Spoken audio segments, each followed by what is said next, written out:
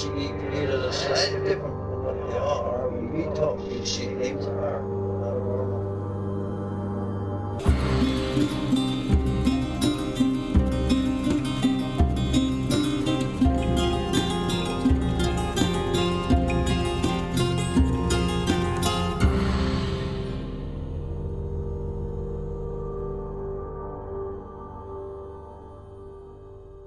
Welcome to Strange Familiars. How are you doing tonight, Allison? I'm doing well. I'm not doing so well. They're rhetorical questions. Nobody wants to go into the... Well, I'm frustrated by a DMCA takedown notice. I'm sure this is a misunderstanding, but it comes from the last podcast on the left, who have been lovely to us. They mentioned Strange Familiars in regards to Flannel Man in the past. I think they mentioned us a couple times on the show. Every time they mentioned us has been a big bump for us. I love last podcast on the left, but we got this DMCA takedown, this, it's an internet copyright infringement thing about the Strange Familiar shirt that we have on our TeePublic site. It's the Strange Familiars Flannel Man shirt. It's a picture of Flannel Man that I drew with our Strange Familiars logo on it. It doesn't even say Flannel Man. Not that anybody could copyright Flannel Man or trademark it. I'm sure this is a mistake. I'm sure this is like a bot thing, but it's weird, and I'm really hoping it gets solved because it is my artwork, and it's just weird. So if you're out there listening, last podcast, guys, can we fix this? I'd like to fix this. I don't know what to do necessarily. I don't have lawyers. I don't know what hoops to jump through. It seems odd that I have to jump through hoops to get my own artwork and my own podcast artwork back up. So if you could help out, that'd be really nice. On tonight's show, I'm going to be talking with Greg Walter. He's an author, and he saw Bigfoot. I think he saw Bigfoot and then became an author. Some people have a really nice English teacher. Some people see Bigfoot. Some people see Bigfoot. No, he has a really interesting Bigfoot sighting. He was by himself in the Northwest, just camping. He was doing some kind of like 60-mile loop hike by himself, and he sees Bigfoot. See, I find it more unbelievable that people would be doing a 60-mile loop hike than Bigfoot existing. I think that there's more of a likelihood. I definitely know there's more of a likelihood of me seeing Bigfoot than there is me doing a 60-mile loop hike. Yeah. Yeah. And then he talks about some of his research around the phenomenon as well. We'll get to Greg in a minute. Before we do that, I want to thank our patrons. Thank you, patrons. Thank you very much. You're all wonderful human beings, and we could not make Strange Familiars without you. If you like what we do at Strange Familiars and you'd like to get extra content and commercial-free shows, you can become a patron at Patreon.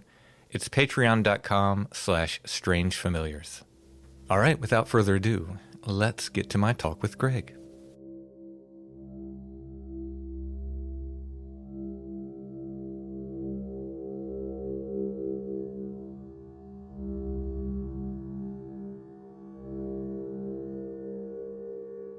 Tonight we're talking to Greg Walter, who has, sounds like quite a bit of experiences, and he's an author as well. How you doing tonight, Greg? Wonderful. How are you? I'm doing great. So what got you into this stuff? Is Bigfoot your main interest? I know from our messages you kind of said it was that, but it was also connected to some other kind of ancient knowledge and so forth. So what was your doorway into all this stuff? Well, that's a great way to word it, ancient knowledge. So I was originally, I moved up to Oregon many, many years ago and fell in love with the great outdoors up there. Was in the Coast Guard at the time, so we were doing like surf and rescue on these river bars and points north or south from where I was stationed. And I loved it so much that I stayed on up there and struggled to make a living. So I dived into several different things. I was also going to school at the time and, working at the state parks, but I got into mushroom picking, and especially from the marketing end. And so I learned a lot as far as not only the choice edibles, the poisonous ones, also the hallucinogenic ones. And I didn't get much into the hallucinogens other than just knowing what they were and, playing with that world a little bit. Enough just to learn some. And then I also got into gold dredging, treasure hunting, using metal detectors, And so within all of that, I went on several backpack trips throughout the region through those years. And I went to a place that I just fell in love with. And it was one of the places that I had originally seen on the first road trip that I did driving north to report to duty in Oregon. And I decided to, this is years and years later, decided to write a book based upon these adventures, and I did it under the format of a sci-fi magic realism. I am a historical researcher, primarily around regional history, and I'm also a collector of all strange things to collect is the early Forest Service maps. And so looking for detailed maps of this Pacific Coast region and the trail building into the road building and sometimes back to trails again. And so we would get along very well. These are things I love to do here. Absolutely. Oh, wow. Okay. Yeah. And that's, it's interesting because Pennsylvania, that was the birthplace and home of Gifford Pinchot, the father of the Forest Service. Yeah. Yeah. One of our close state parks is Pinchot Park. Well, there you go. Yeah. And so the footprint that the Forest Service had on all of this with regards to public lands and, the whole concept of the mapping that took place on those public lands, and then the history that unfolds, whether it was a settlement or the resource extraction or, all these different venues that were happening. And so, but then within all that, I began to learn about the Native Americans, both locally and kind of regionally throughout, on the Pacific Coast. So that's kind of where I then dived into that piece. And I didn't go into it too very far until I went on this pack trip. And the pack trip was done at a time, this was in the mid-90s. I was going through some changes. I was working up in Alaska and we had a boat almost flip. And I thought, it's like, Lord, there's got to be a better way. At any rate, I then decided to go on this pack trip. And it was in this mountainous area, kind of overlooked by most, if not all. And it was a place where the trails had been either abandoned, probably on purpose, I'm guessing. The tribes kind of encouraged the Forest Service not to maintain these trails, which is always very cool. Because you get into these little wild areas and where it's just overlooked, nobody goes in there. There's a profusion of bears. I mean, they're out there in the meadows and they're just lovely. They're eating the bog onions. And so in the early to midsummer, you see them pretty regular. And so there's a lot of wildlife running around and, so that's not unusual. But what had happened on this trip was, and I described this in the book right at the beginning. I decided to tell my personal story. And basically what I wound up doing in this was that it was as though I was following in the footsteps of a shaman. And I didn't think of it like that back then. I just thought I was going on this wonderful pack trip. I spent one night in one place. I burned some sage and didn't have a campfire. I was by myself. I didn't have a gun. I did bring a flashlight, a very small one, and I had like a little paring knife with me just for, cutting twine and stuff like this. So I spent that night there, and you can imagine this sage wafting off, and I knew that it was a sacred place. I didn't know to what extent. I didn't really understand it, but I knew that I was in a place that was revered and honored by the tribes. And not just one. Actually, there's like 3 of them that would go up onto these higher ridge lines and do medicine, they call it. But at this place, because I remember reading about where they would have these dust devils, and the dust devils would come whipping in, and there'd be 3 of them, and they would dance and sort of mingle and join and then separate and then mingle again. This kind of weirdness. It was also a place in a contact zone. And so this is where serpentine would meet like granitic soils, which was like conifer and things like this. And serpentine was more around, there was incense cedars there. There was an unusual pine called the Jeffrey pine. And then, but this is where you get the serpentine plants that are where most plant species like to be calcium rich and mineral poor. These have adapted to a soil where it's mineral rich and calcium poor. And so as a coevolution over many, many, many centuries of these plant systems evolving there. So at any rate, from there, I then went back to my car, kind of reassembled my pack and took off on this 60-mile loop hike. And I got out to a place that evening where I set down my pack, and it was like this open meadow, sort of big incense cedars. The whole place permeated with cedar. It was buzzing with life. I mean, there was, this was like early summer. It was on a waxing moon. And I went over to the spring because I wanted to get some water, and I see this beautiful, it was a giant salamander. And I had one of these guys as a pet when I was a kid. And it was such a remarkable specimen of the salamander, just wonderful, fat, and I thanked him for being there and called him the name I used to call my salamander when I was a kid. And I think that something happened, but I didn't know it at the time, but I think something said, okay, you're in. Okay, so hold that thought. So at any rate, I set the salamander back down in the spring, and I go the next night, and it's a grueling hike. I only went like maybe 4 miles, and I had to drop down to this one place and where there was some unusual cedars there. And then I hiked out to this other place where the trail did a small branch that went out on a whole other ridgeline. But I walked out there maybe 100 yards, and there's this amphitheater. And so I set up my tent. I love the area, but I could see this little game trail going up to the very top of the ridge. Nearby, there was some sort of like low peaks that were, they were like the high points. And I got up to the top of this ridge. I see these little tarns, like little ponds, if you will. And I look out over the other side, a whole other drainage out there that's just really big. And, overlooking, the whole Klamath-Siskiyou area. The sun was setting. It was coming to that time of the thin red line. I go back to my tent site, and I walk by this place, and it was like a little, it's like I had to think back on this, but I walked by this little place. It was kind of open forest, a little brushy, some dense forest up against. It was like an amphitheater. So it was about maybe, a little bit smaller than a football field. And it went almost straight up, just little steep sides to it on about 3 sides.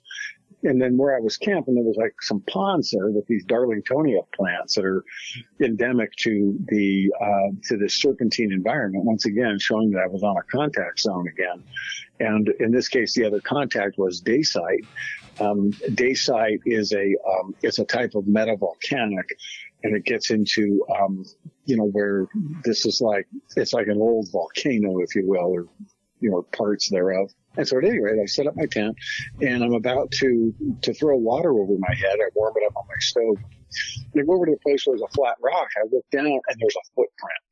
I went, okay, this is cool. And I measured it just by using a piece of bootlace, and then I found a piece of charcoal and marked it because I didn't have measuring sticks and, plaster or any of this business. I mean, this was like a bare footprint with a heel kind of curved. And I thought, wow, Bigfoot, thinking in my head, okay, this is really neat. And then I noticed by my campsite, there was like smeared mud, like as though there were footprints there, like as though there was a struggle and something. I thought it was bear, that the bears were fighting or doing something there, maybe the day before I got there. Mm-hmm. So all of this is running through my head. And the sun is continuing to set, and now it's at that time of the thin red line. Carlos Castaneda writes about this as, Tales of Power, where, you hit that time of power. So I thought, okay, this is really cool. And the moon was rising, but it hadn't come up yet over the rim to be able to expose light into this amphitheater, because the amphitheater was kind of facing east. And so the moon was, on its way up. And then that's when it emerged. And this thing, it sounded as though, all of a sudden I hear this crash, crash, crash. And this thing's in the amphitheater with me. And I don't know how it got there. I was scratching my head on this. But at any rate, it goes down to, there was an upper pond, and it stops and starts drinking. And I could hear it slurping and slurping and slurping and slurping. And this was, one thirsty dog. And so from there, I hear this splash, splash, splash, crash, crash, crash, stomp, stomp, stomp. So this thing's doing like a semicircle around me. And then finally it emerged. It wasn't in the moonlight, but it was less dark, because it was in almost like, solid darkness in the back of this amphitheater. But then I start seeing this shape, and then he looked at me, and it was these icy gray eyes that just, bore right through me. It just froze me. And I had my flashlight in my hand, and I remember looking at it as it just glared at me. And basically, it was saying, don't even think about it, was the message I had in my head. Like, don't even put that light on me, pal. And so anyway, now I'm seeing the shape of this thing. It was very athletic, probably standing 8.5 to 9 feet tall, maybe a little taller. I couldn't really tell really well, but it was very strong, very athletic. It wasn't like the kind of frumpy, Sasquatch that was in the Patterson Gimlin. Sure. So this guy looked like he could easily run down a deer at a dead run and kill it with a rock. No problem.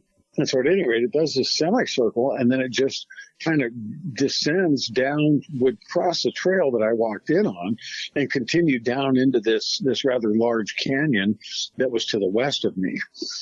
So at this time, I'm just kind of frozen, and, my mind's racing. Can we pause and can I ask a few questions here? Sure. So at this point in your life, had you even considered like Bigfoot to be a thing, or, other than just something you heard about like here and there? Yeah, it was something that I heard about. I did have it on my mind. And, as far as like the drive up there, I'm wondering, God, I wonder if this is going to be one of these, unusual experiences, which is interesting because that builds the stage for what my friend Don described later as a, did I witness an archetype? Sure. And, yeah. And I thought that was an interesting perspective on it. But, my counter to that is do archetypes leave footprints? And so this is my great struggle. When you take something, ephemeral or ethereal or whatever, but they leave footprints, and they're very physical, at least they seem to be when they want to be. And then other times maybe not. But that's the big question mark. So how shocked are you? Like, on a scale from 1 to I might have a heart attack when you see this thing.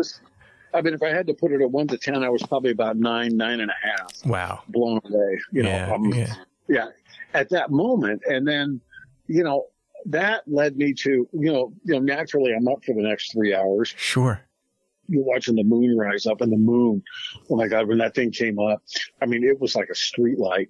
It was just that strong.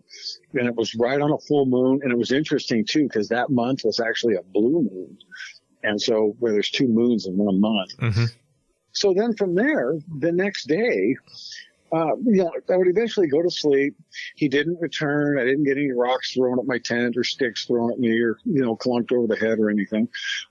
And so the next morning I got up and I went back up on that ridge. I looked around for footprints, and then I went down where there was a lake down on the other side there. I had to scramble down 600 feet, and I didn't see any footprints around the lake. There were plenty of places of mud, and, like this, but, a couple of deer tracks, and that was it. And so I went back to my pack, loaded up, and continued on my trip. And I'm just noticing this kind of attunement that I have, that it's like I spotted some bears in a meadow, and, it was fun because I put down the pack and was almost kind of playing with them. I didn't really get that close to them, but I was just watching them. They were watching me, and I just felt really in tune with them, that I'm just part of the scenery out there just like they are. So it was just a really cool feeling. Well, then from there, I continue on the trip, and it was interesting because when I left the area, I made it back to my truck in a few nights, 3 nights later or so. And when I left the area, I see this it was this little marten, hopping across the street or this paved road that I drove in on. And I thought, man, that is really cool. And so in later years, it was like 10 years after that, they would discover in that place, it was a previously what they thought to be extinct version of the Humboldt marten. Mm. And so I thought, okay, this is going right in, like within a few miles of where I saw this thing. You know, And I have found out of place and rare animals tend to pop up also around these other weird things. oh, wow. That's, you know, and it's just testament, if for nothing else, that you're in a wild place. Yeah, You know, that it's just a place untrammeled by man for the most part, or people just don't spend a lot of time there. And so at any rate, what became of this was that years later, I would return with friends. We actually ran into these guys from the Society of Cryptozoological Research, and I'm trying to think of his name, but it's on the tip of my tongue, but he was this guy that went in there like 3 times later. And then I read in the paper, or I heard from one of the fellows that stayed in touch with me that was in this group, that basically he died from it was like an unexpected and inoperable brain tumor, that killed him, and some could speculate that, that this guy kind of had it coming because he wasn't respecting these gods in there. And, in later years, I would also learn that this area was to the native tribe. I mean, this is their church, and in a sense, what we're playing with here is God, to them, I mean, this is a huge point to this, but I'm getting ahead of myself here. What happened was, it was like 6 years later, I was in a class and being taught by an elder, and I kind of collared him at lunch and explained, hey, I had this thing happen to me. He was like, well, Greg, that the shamans go up to these places and they have prayer spots. And there's certain places that they stop and pray, and they've done the sweat. They've had to do purification. There's certain ways they approach. It takes them. I mean, this is where they have to go through a lot of training, sometimes decades, to learn what they're learning to be able to go up there. And they know that they're on the right track when they get to a place and they find a salamander in a spring. Oh, wow. And oh my God, that is so cool. Yeah. And so then in further research, I dug into, the lore and so forth. And what the salamander is actually, it was what they consider as a water baby, or it was one of the little people, but shapeshifted into the form of a salamander. Okay. And the little people are such an important component to this, because they're the ones that, it's kind of like with Bigfoot, we have a conversation about Jesus, but we leave out God, and God being the little people, the immortals, and this is so integral to the whole thing. Then I dive into the, study of this. Fortuitously, one of my friends that serves on a board with me up in Southwest Oregon, he's retired now from the Oregon Caves, but he wrote a book called American Elves. And it's basically it's a bibliography of the little people based on 380 ethnic groups throughout the Western Hemisphere. And so half the book is bibliographic reference. And so it all goes into their creation lore and, all this kind of stuff, and all these iterations of them in all these different tribes. But there seems to be common threads in this stuff. And it was funny because just last year I was up in the Cave Junction area because I have my clients up there, and I stopped in to visit him, and he recounted a story for me that took place up it was in Mount Rainier National Park. It was about 3 years ago. A friend of his who's a maintenance worker up there was doing some work on like a small engine or something that was in this maintenance shed, and he heard these little footfalls outside. There had just been a fresh dusting of snow, first snow of the year, up there, not far from, I think, the Paradise Lodge. And at any rate, he looked out and he sees this thing turn, and it's freaked. He's completely freaked, because this thing stood about 2.5 feet tall, and it had deer legs and a human body. Wow. Like this, like the upper torso, head and arms. Mm-hmm. And this thing just goes, boom, takes off, and like this, goes down a side gully and disappears, gone. Wow. Yeah. And so that's one of the little people. And it's just, I think that these things, when we start talking about this, what I realized in the native lore and some of the things they do and all of this, these are what I'm revealing here, and I probably shouldn't be doing this, probably going to get a hex thrown on me from somebody, because these are like the secrets of the mountains, and these little secret things that are out there. And if you spend enough time, if you're a bow hunter or something like this, if you're gathering mushrooms, you run across these things, whether it's Bigfoot or these little people. It's just consider yourself lucky if you get a glimpse of these things. And I think I got to hold one, in the form of the salamander. Mm-hmm. But at the time, I'm just thinking, this is one cool salamander. Yeah, yeah. So at any rate, this is kind of what, this is what I base my book on, in part because I feel like, and I've dug into this, and, I can be the very best of Bigfoot skeptics because we don't have physical evidence and they're not in the fossil record, or at least scant evidence. There's some evidence, but it's sketchy. Right. But yet we still have the sightings, which I think 98% of them, like these ones I see on Facebook and so forth. I mean, I think I can dismiss them from either the guy in the monkey suit or, one hell of a neat looking black bear. But then you see there's a few of them. And this is the problem with this, is that what do you do when it's legit, and they got a picture of it and so forth. And then the footprints, you might well know that, most of those are, bunko, but there was that guy in Texas that catches criminals with their footprints. And, he looked at a whole array of casts and so forth like this. And, he said, 98% of these are just a hoax, but there's two of them. One was from Northern California, and the other one was from, I think, Southern British Columbia. He said there's no way that these could be replicated unless the guy was a professional podiatrist, and why would they be so spread apart? And so he's thinking, you folks out there in the Northwest have something you don't know about. And this guy catches criminals in Texas. He doesn't care one way or the other. Right. So an unbiased thought and opinion on this. So this is what led me into this world of that these things can step in and out of our world.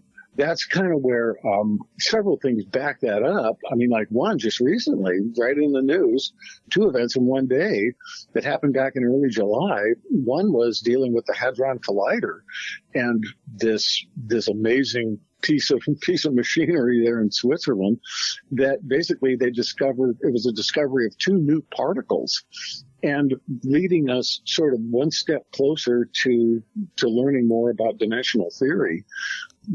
How do these things step in and out of our world?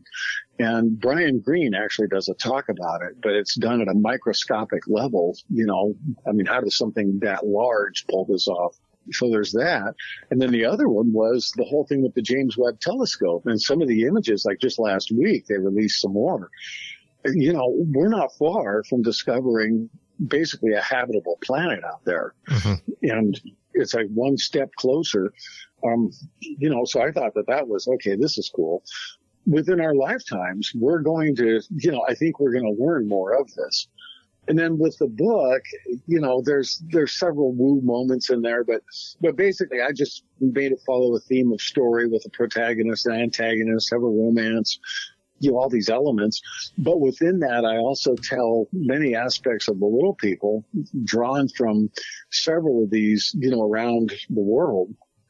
Back in your area there in the Catskills, the whole story of Rip Van Winkle, him basically, helping these elves, let's call them, carry this cask of drink. He would dance and so forth, and it would last 20 years, and then he would return to town. And that was where Washington Irving's writing about this, I think in the early 1800s. And it was interesting because Washington Irving had never visited that area of upstate New York. And yet buried in the local Indian lore was a squirrel hunter back, and I think it was a Seneca. I think these were Seneca squirrel hunters, but this one guy, he goes out and he spends a night with a Jagao or small people, and that night would last over a year. And I doubt Irving knew about this story, but it kind of just substantiates what that experience was. And the whole fable of it, yet was it? Mm-hmm. Yeah. So it's really fun when we blur the lines of fact and fiction, and what does that look like when you get into the whole concept of paranormal, and which are just complete hoaxes, and others are like, hey, wait a minute, this is solid. And so, yeah, it's fun. So you see this creature. Yes. Does your life change from that point on? Like, so you were, essentially an outdoorsman before. You'd seen, wildlife and so forth. But now you've seen something that most people would tell you doesn't exist. Right. So does your life like literally change from that point? It did, as far as my relationship with nature. And, there was a Sioux Indian war on this, where it's like the native there just wanted to be able to go finger to finger and touch the Bigfoot, and then he would be blessed. Or, he'd have this attunement with nature. And I feel like that's what it did for me. One of the things I did in later years was I, with my lady friend, into my wife, into my ex-wife, but with her in the picture, we became this little powerhouse there in Cave Junction enough to gather business support. And I testified before the Senate subcommittee twice, and basically got an expansion on the Oregon Caves National Monument. So that was one, saving a lake basin up there, behind the caves. Mm-hmm. And, it was interesting because the Oregon Caves was the one where that fellow, he was a family therapist that said he had an encounter. And oh, yeah. Mm-hmm. Yeah.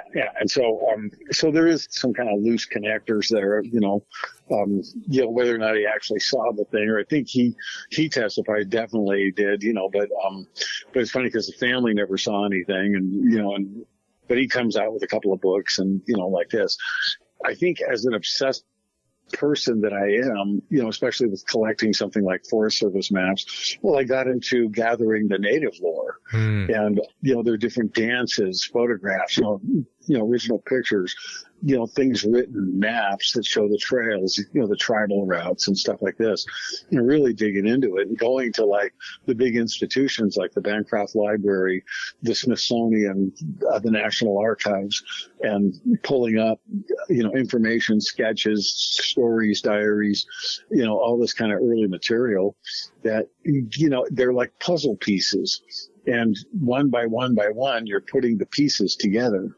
And that's kind of what the American Elves book did, because now I've gathered several books as a side story, the whole story behind the Dark Watchers. And, and it was like the Little People of Big Sur. And as written by Peter Steinbeck, who's the son of John Steinbeck. And it was John Steinbeck's mother, Olive, that would ride a horse, and she was teaching kids at these rural schools throughout like the Santa Lucia Mountains and kind of this region, this forested region behind Big Sur. And she would reach this one pass, and she would leave like some little trinkets or, like an apple and stuff like this. And then she'd come back on her return trip, and there would be this beautiful array of acorns and these feathers all laid out, like this. Well, that was from the Dark Watchers. And you see, we could dismiss this as kind of like mere flummery. But what was interesting was that in the Spaniards in Spanish California actually had a name for these, and that was Los Vigilantes Oscuros, which literally meant the Dark Watchers. And so this stuff dates back, This is when it gets fun, when you can, it's like, okay, we can trace this back beyond us. Oh, yeah. And I just use that as an example of where, these things have a history. But yeah, did it change me? Yes, it did.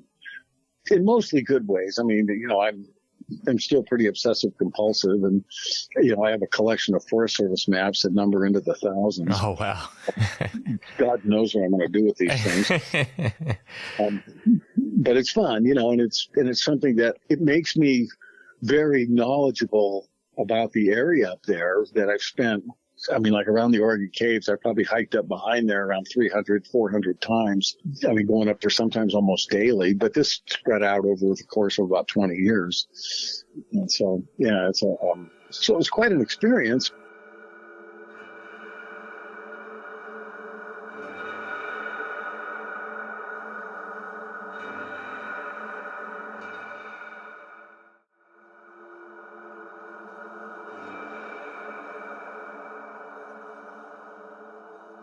Yeah, and I also write about like a treasure hunt that we did, and that was looking for 8-quart jars of double eagles. And in any good Bigfoot story, you got to have a treasure buried in this thing somewhere.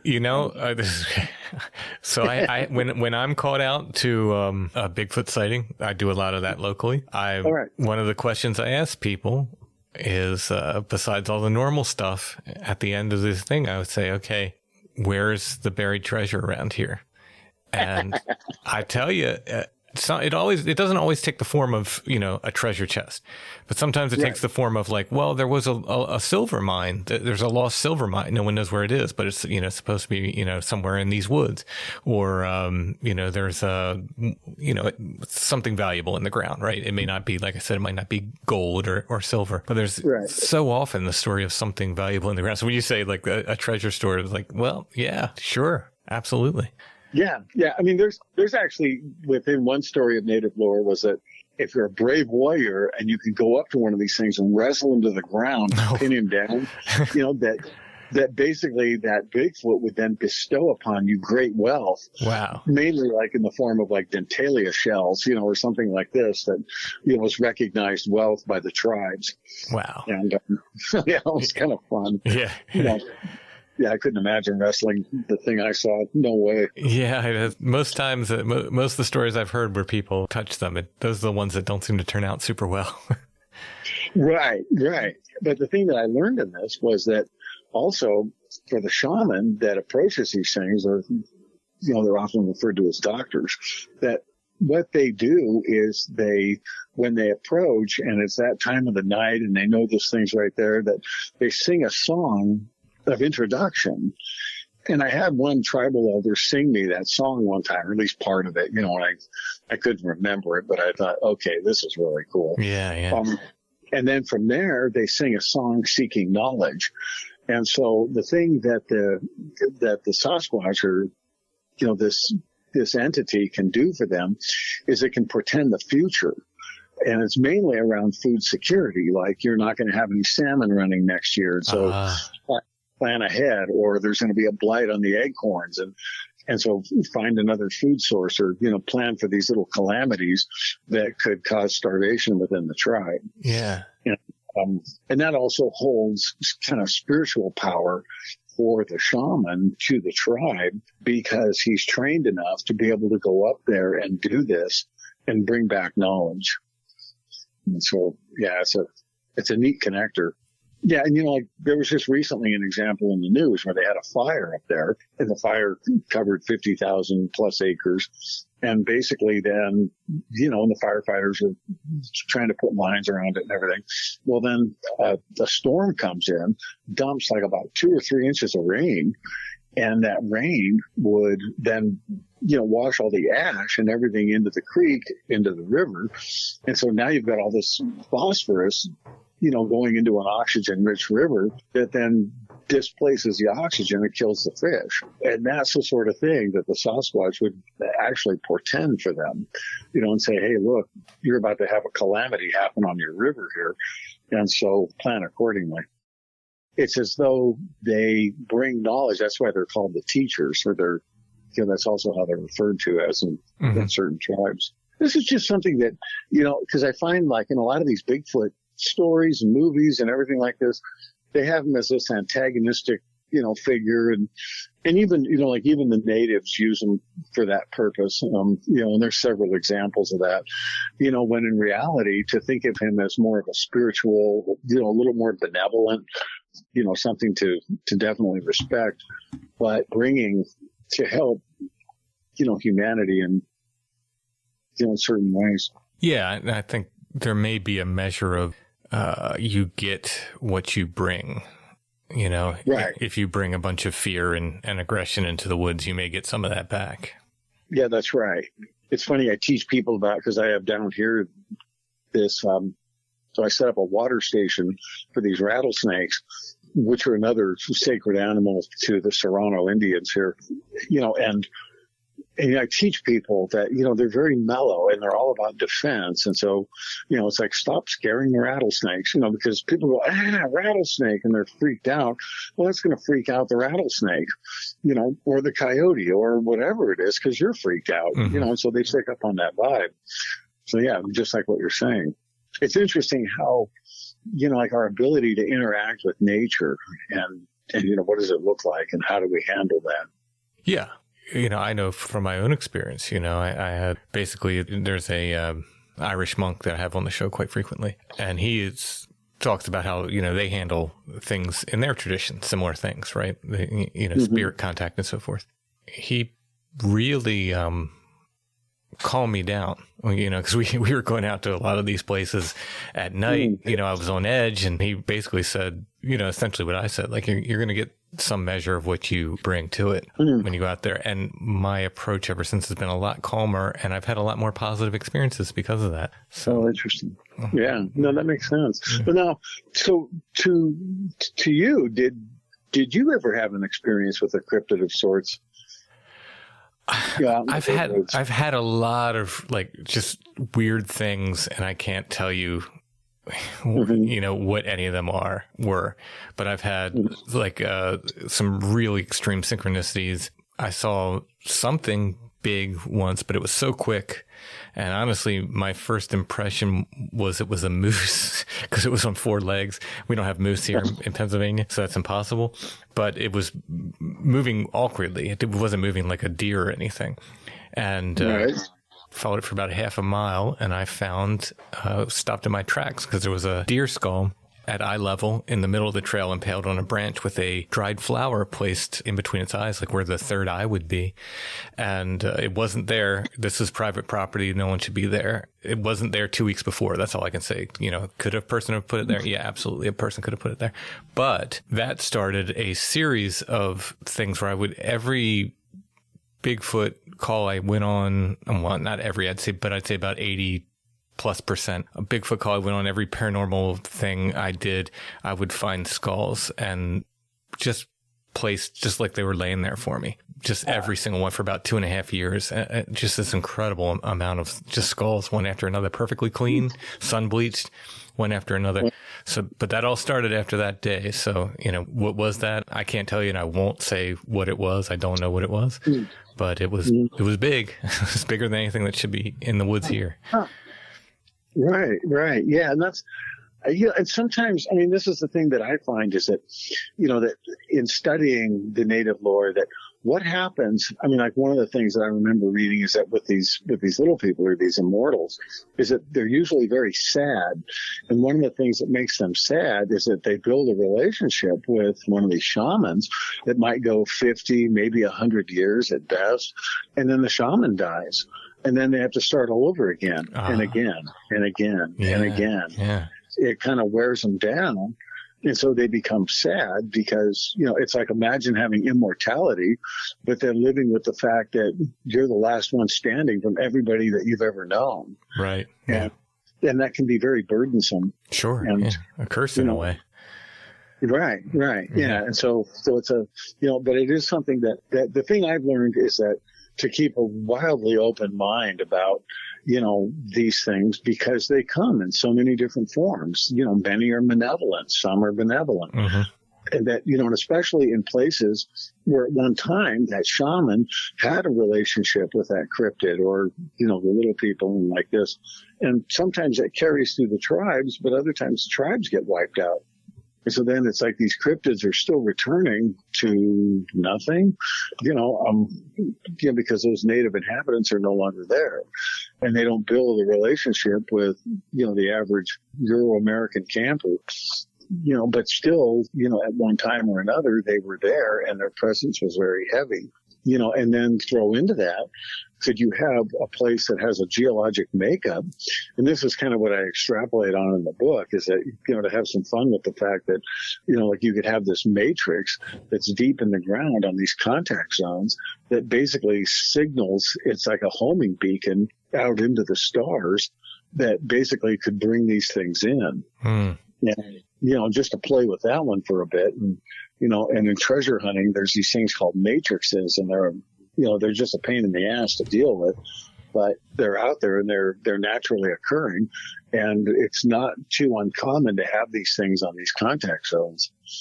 And, there's all these weird energies and frequencies, that emanate from this stuff. We're still in, very much, like early scientific stages with learning more about these. Yeah. That's kind of what a long range locator is doing, is that it's finding a target 10 to 20 miles out where you can home in on it and then basically go out there and dig up whatever's hitting. Sometimes it's a matrix. Sometimes it's like, here comes your gold and silver. Sometimes it's where the gold and silver once was. It was buried there for 100 years, and now it's just a hole with the dirt because that frequency is still in that dirt. Right. Yeah. But this is one thing about looking for Blackbeard's treasure. The problem with that is Blackbeard dealt in three principal things: rum, sugar, and slaves. And so, anytime those guys got money, they went to, to Tortuga or Port Royal, partying like dogs. Crazy life. Now, does your audience on your show, are they mainly interested, as far as the questions like, are they real and do you believe? This seems to be a common thread. Well, I think we've established enough because, we're mostly talking to witnesses every week. Mm-hmm. And I have a very firm rule that we don't tell people what they saw. We let people tell us what they saw. And I was given some advice when I started by a friend who was doing this a bit longer than me, because I was worried. I was like, hey, what if somebody hoaxes me or whatever? He said, hey, it's better to believe 5 liars than disbelieve one person who's telling the truth. And that's where we tend to fall. So I think the question generally with my audience is not whether they exist, but what are they? I think is more the question. Okay. Yeah, that makes sense. Because sometimes I feel like, in terms of are we talking about the way I heard one author, I actually met this guy. There's a movie out called The Dark Divide, and that's Bob Pyle, and his story dealing with him. One time he was our guest speaker for a dinner, and he talked about how, basically what would be more unusual than as if the big cryptid walked in the room and sat down, in the front row here, was the fact that this guy got a $250,000 grant from the Guggenheim to study it. But the way he framed the question, I thought was good, as far as saying that, do we have a bipedal anthropoid running around the cutover forests of the Pacific Northwest going unnoticed? Is that a yes or a no? And he felt it was about 80% yes, we do. And I feel like, just from what I've gathered and some of the recent books that have come out on this, and Ron Moorhead's thing was very interesting, that, as we learn more in the world of quantum mechanics and the theory of relativity, that these things live in two worlds. And, I played with the whole, they live on a separate planet and traversable wormholes and all this good stuff. But in reality, it's probably more along the lines of this dimensional theory, and how these things come in and out of this, where they learn that ability. Are they hybrid aliens? We've yet to discover these things. That's the big question. Like I said, that's the one, especially so here in Pennsylvania, right? We'll take my county. I'm in South Central Pennsylvania, York County. I get plenty of witnesses, and they seem to be genuine. For the most part, these people are pretty shook up, and they're telling me some really interesting things. And there's no room for a breeding population here. We don't have any wilderness, true wilderness. We have woods and we have forests, but we don't have any true wilderness here. So there's no room for a breeding population here. And yet they're seen all times a year. They're not coming through the area. They're not migrating through, so the big question is, where are they coming from and where are they going? The interdimensional thing, it's a good hypothesis, I think. I'm so hesitant to say, yeah, that's what it is, just because, what do we know? Till we know, we don't know. But I think it's a good hypothesis, because that's the huge question. Again, and we have these trackways, 2 miles of trackway here in 1978. I talked to the guy, 2 miles, they followed it, and it just stopped in the middle of a field. And I've heard people say, oh, they turn around and walk backwards in their own tracks. Well, why aren't the tracks messed up? They're tiptoeing now? They're tiptoeing back through their own tracks? No, it just ended. The trackway just ended in the middle of a field. how do you account for this kind of stuff? It's just, there's so much weirdness around it that there has to be something else going on. If they are natural animals, they're the kings of evolution to the point where they have so many evolutionary advantages that they might as well be paranormal. When you have a creature with that many evolutionary advantages, we have to account for that in some way. Until we can, they might as well be paranormal because they're not like anything else on the planet. Right. And that's what's so interesting. And that's why, with regards to, one of the things I would advise is to go to your local university library and look up what native tribes were there, what language stock did they speak, because that's going to be the lingua franca that shaman would use to communicate with them. And, and I think that this was very universal. It wasn't just, something unique to Northern California, Southern Oregon, and for that matter, the Pacific Coast.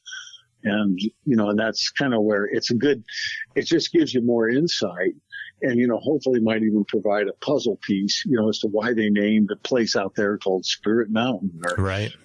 like this, that might not have been, by accident. Yeah. I mean, cause I'm looking up the Delaware, the Iroquoian, possible, Sinuan, I wonder if, do you know what the, was that the land of the Iroquois? It was, they were Susquehannocks here, and they are gone.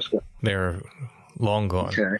But they were very interesting people. They had paintings of what the Europeans called devils on their shields, which were hairy things. They themselves were reported to be, the average male Susquehannock was reported to be about 7 foot tall, very, very tall, very athletic, muscular people. But we have lost their language. There's no record of it. Oh, wow. Okay. Yeah. Well, yeah, because I'm looking here. Now you said you're in northwestern Pennsylvania? South Central. South Central. Okay. Yeah. Okay. Sure. Okay. Tuscarora. No, that's south. Yeah, because it's not far from Seneca, but I think the Seneca was north from that. Yeah, I think the Susquehannocks were vaguely related to the Iroquois, but they didn't super get along. And the Susquehannocks were they were a small tribe, but they were very feared, I think, because they were so big and athletic and so forth. And they kind of kept to this area for a long time. But the Delaware came in, I believe, and like I said, some of the Iroquois came down for a bit, and then I'm trying to remember what they were sort of adopted into another tribe, and I can't remember the name of that now. They were pretty much eliminated as well. It's a sad story. Yeah, right. It's, and it's a sad story. I mean, throughout the entire North American continent, at one place or another, at one time or another, be it from pathogens or disease or just outright killings. Yeah. So yeah, I do see the Lenape, but they are to the west. And so, I'll keep looking here and see if I can because my friend he wrote this book based on their language. And so we're poking around in this. We have a local little person. There's a little hairy person that has a German name because the German immigrants named it when they got here. So it's the Albatwitch, which is Alb is German for elf. And twitchen is like a German verb. It means to like escape in a gliding motion, which is interesting when people talk about the way these things move. But yeah, so that's where the Albatwitch name came from, but we don't know. We think that's what was on the shields of the Susquehannock. We think it was those little hairy people, but we don't know, for sure that's what it was. Yeah, well, there's a quote. I'll pull this up from my book. It's in, I think, chapter 25 or so. And basically what this was from was Ishi. This was written back in, I think, the 1910s, and it just basically says those living in distant worlds could read and know how the people spoke and who were their gods and heroes and what was their way. And Ishi was from Central California up in the mountains, like the foothills of the Sierras. And the whole tribe got wiped out through like the 1880s, 1890s. And he was just a sole survivor. Oh, yeah. I read about him. He just came walking out of the mountains one day, right? Right. Yeah. Yeah, and he was taken under the arm of Theodore and his wife's name. I can't remember her name, but anyways, the Krogers, and they were the head of the anthropology department at the University of California at Berkeley. And so, I mean, how much more fun does it get as far as being an anthropologist and having this Native American show you, no, this is how we make the arrows. No, this is how we make baskets. This is how we caught salmon. You know, Right, you know, right. you're in it firsthand. You know, that's what Ishi afforded him for the 5 years he was alive. And then I think he died of tuberculosis, which was fairly common.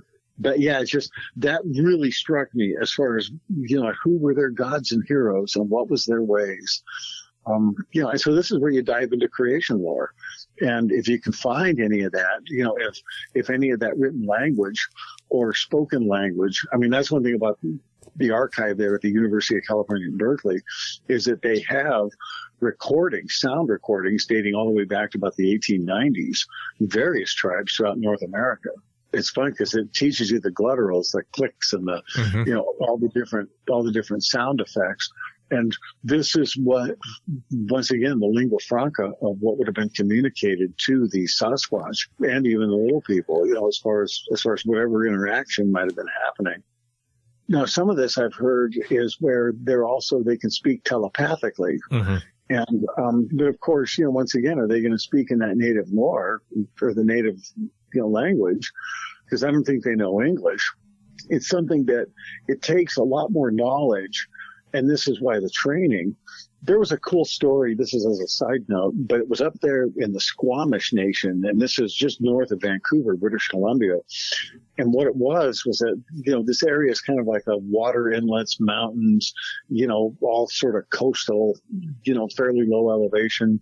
But basically what it was that these shamans up there, what they were doing was training these apprentices, and they would hand pick a few of these apprentices for quite the task. And what they would do is basically train them, you know, and they already had a good grasp of how to live off the land and you know, what to eat and I guess how to build shelter and so forth.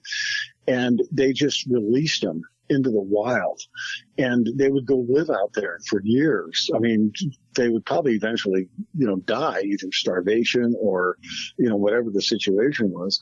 But in the course of those years when they were out there, they just went wild. Yeah. And, you know, were they these hairy looking creatures, if you will? But the shaman would be able to approach them from time to time and go out there and learn the secrets of the forest and, you know, of the wildlands there. So, I mean, that just stopped me in my tracks, you know, when I learned this because of the secrets of the mountains, you know, and that's what these things hold. It's an amazing source of knowledge. Yeah. My two specialty areas are the Klamath-Siskiyou area and then the Olympics. I've just fallen in love with, you know, if you want the definition of insanity is try to re-find my early pack trails in a temperate rainforest. Good luck on that one. The only way you really run across them is because of the puncheon roads. And so that's where they took cedar planks and laid them down in the forest. And that's just testament to how much cedar can withstand. Wow. You know, but other than that, bye. Here goes that trail in 10 years. Yeah. You know, it's rich in the lore. There's a lot of really cool stuff up there as far as the different tribes and the way they lived on the land. And there's a really cool story. If you ever go into New York City to the American Museum of Natural History, wander into the Northwest Room, and in the back, they have a case there. It's got the skins that were used to represent Buckwus and Zonaqua. And what it was that they would do these dances. They were like initiation ceremonies for these younger kids that were going to inherit like a prime clamming area or, you know, salmon spot or something like this. And what they would do is Buckwus and Zonaqua, you know, like when the firelight was burning down, it was around midnight, these things would appear and grab these kids and drag them screaming off into the woods. You know, and the kids are absolutely freaked out because they're going to get eaten by this horrible, you know, this monster. And they drag them over to this other place where there's a cook fire going on, and, you know, and they're preparing the cook fire and measuring the sticks on how to cook these kids.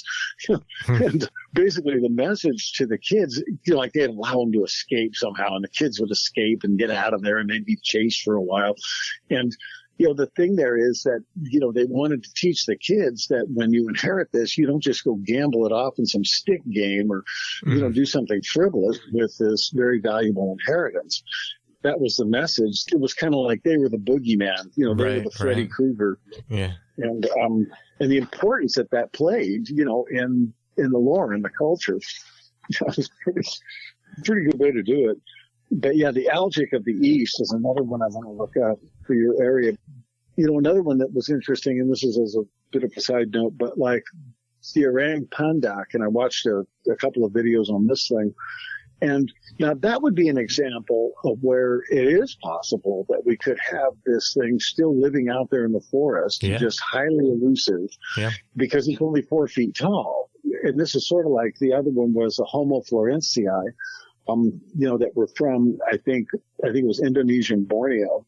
Because one of the things that happened there is that, like, they might have been at one time 5 or 6 foot tall, natives, but they had to co-evolve down so they could survive. Mm-hmm. And so when you look at like megafauna, especially the mega predators, everybody loves a dire wolf and, the short-faced bears and all that. Well, the thing that killed them was they lost their food.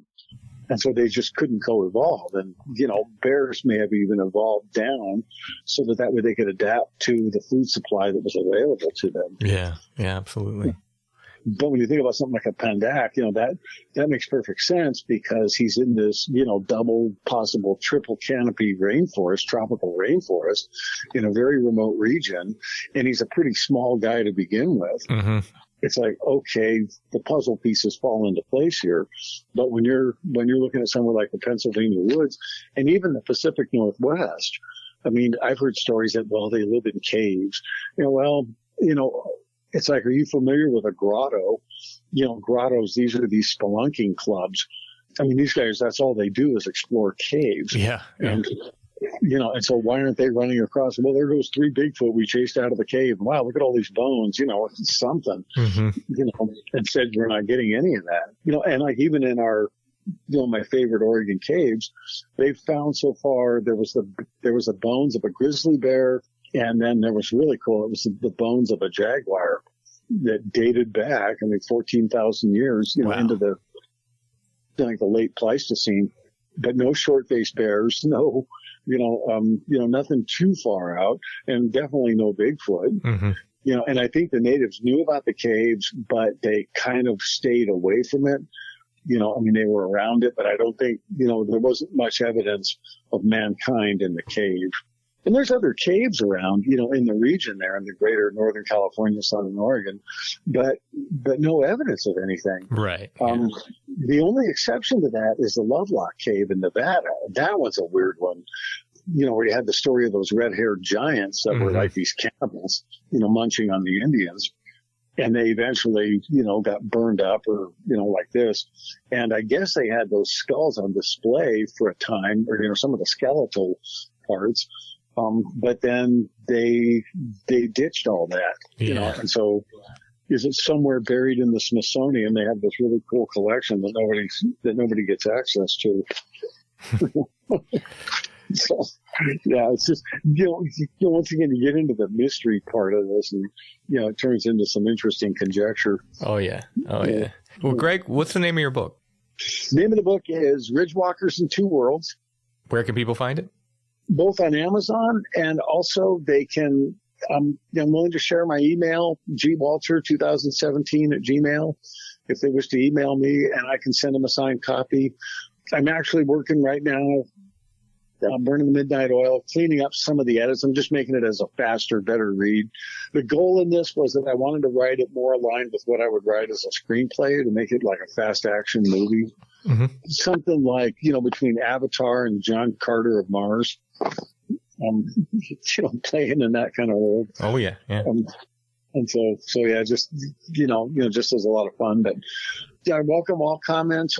If people are interested in their area, on where to find, because that's what I do is research, and sometimes it's just poking around the right places in these anthropology libraries, to run across this stuff.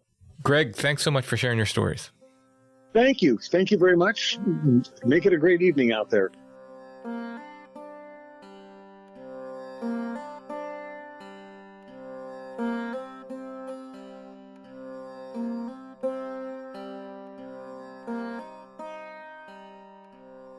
Before we get to our Curiosity of the Week, I'd like to thank Jason W. for his PayPal donation. Thank you so much, Jason. It's a huge help. If you'd like to make a one-time donation, you can find a paypal.me link in the show notes for all of our episodes at strangefamiliars.com. This is a curious curiosity. Yeah, it's something different. It is something different. Maybe someone out there is a cigar aficionado. Well, to me, it's just the graphics on it. Like, that's why The graphics are incredible, yeah. With the I got cigar or one for no myself, cigar. and then I bought a couple extra because I was like, everyone will want these. Yeah, they are really cool. And then Again, it's got the black, gold, and red. Yeah, that's like one of my favorite color combinations, red, gold, and black. And like that muted old gold kind of look to it. Mm-hmm. Also, I think like if you're into like sort of Oddfellows stuff, the Traveler portion of it could be sort of seen as... Ah. So this is a cigar box label? Would that have gone on the cigar Yeah, it would have box? gone on the box. Mm-hmm. Which traditionally has had some amazing graphics. Yeah, they've had The some. printing is just really, and I imagine a lot of it's probably German. So those like 1800s German lithos are just so beautiful. Did you look up where these cigars came from? Well, I'm just wondering if they came from Red Lion, because Red Lion was the cigar capital of the United States for a time period. it says its title and design is owned by Haas Brothers. I don't know if Haas Brothers were a local cigar company or not. I mean, most of the time they were. That's why we find them around here. Mm-hmm. I think the odds are high, but I don't know definitively. Yeah. It's just, it has the most amazing sort of ornamental, and then it's embossed, and it's just... Yeah. It's like really, if really you're nice. a fan of graphic design, Yeah. this is, Yeah. and Victorian graphic design, you will love this. Yeah. The National Smoke Traveler. 5-cent cigar. It's the leading 5-cent cigar. Yeah, the whole reason that we're living in Red Lion to this day is because when my grandfather, his father, decided to come back to the United States, he looked for the place with the highest millionaires per capita. And for a brief window of time, it was Red Lion, Pennsylvania. Now, why was he outside of the United States, Allison? That is a story that has some legalities involved with it. And though everyone involved is now deceased, You're not sure you want to share it? I'm not yet? sure I want to share it. Okay. But doesn't everybody have some relatives that spent some time in Canada because they couldn't live in the United States for a while? No one was dodging the draft, we'll say that. Yeah, it wasn't a draft dodging situation. It wasn't a horse thievery. No one robbed a bank. No, No one was murdered. there's no foul play. In fact, I'd say a good deal of people were happier that my relatives were in town. Previous to them being... Previous to leaving. them having to leave. Yeah. If you're familiar with the song Darling Cora, it's pretty much that, There you go. that story. There you go. So I will put an image of this cigar box label in the show notes. If you click on that, it'll take you to our Etsy shop where you can purchase that and other Curiosities of the Week. Also at Etsy, copies of my books, Strange Familiars t-shirts. We have the Awoken Tree t-shirt in classic blue and glow in the dark. I believe we still have all sizes in both colors right now, small through 3X. You can get my artwork there, originals and prints, Strange Familiar stickers, patches, and more. Go ahead and check it out. Our shop name on Etsy is Lost Grave, but if you type in Strange Familiars, you'll see our stuff come up. While you're on Etsy, check out our friends at Karmic Garden, and Chad's shop is Ruck Rabbit Outdoors. Chad and company are running a knife sale at their Ruck Rabbit Outdoors Etsy shop. 10% off knives until December 15th, so make sure to check that out. And if you're in need of comic books or anything comic related for Christmas, please check out Riverbend Comics. Yes, riverbendcomics.com for all your comic needs. I've reduced the price of the Department of Truth 15 variant cover that I did the cover for. I've reduced the price of that on our Etsy to match the pricing at Riverbend as well. Again, If you're buying other comics, pick it up there. If yeah, you're- I'm happy for people to get anything at Riverbend. Riverbend carries my books as well. I'm happy for you to get them at Riverbend, get them from us, get them from Amazon, wherever. As long as you get them. That's the important thing. Anything else to report, Allison? Not that I'm aware of. All right. Thanks for listening, everybody. We will be back soon with more Strange Familiars.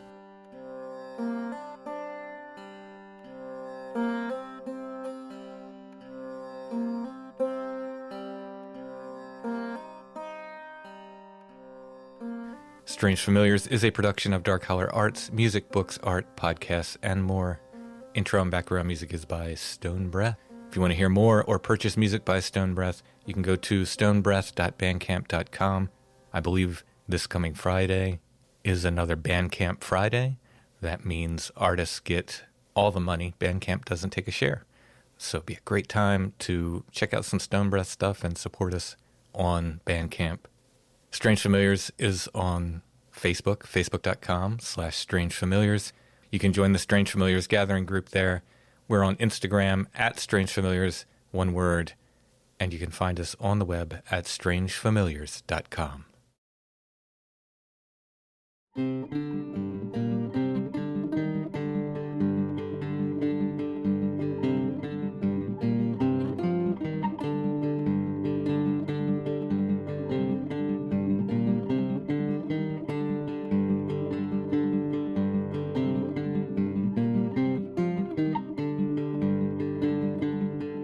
Where is the womb from which you bleed? Red is the road that brings you to me. Bright are the lilies in your way, quietly walking like some lost saint. And lo, the blood falls at your feet, and colors red the waving wheat, and runs upon the swaying ride. There is a blood moon in the sky.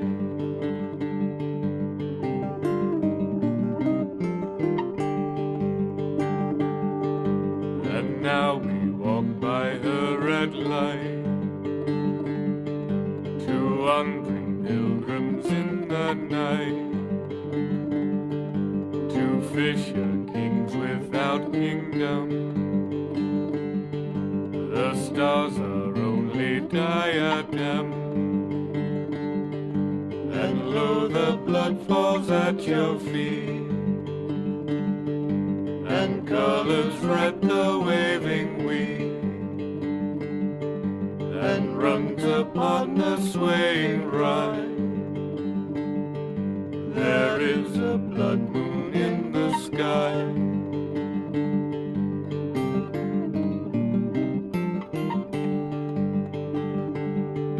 Brother of stars and winding way,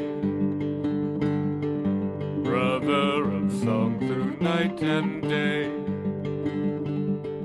brother by tide, by drought or flood, brother by deeper root and blood. And lo, the blood falls at your feet, and colors red the waving wheat, and runs upon the swaying ride. There is a blood moon in the sky.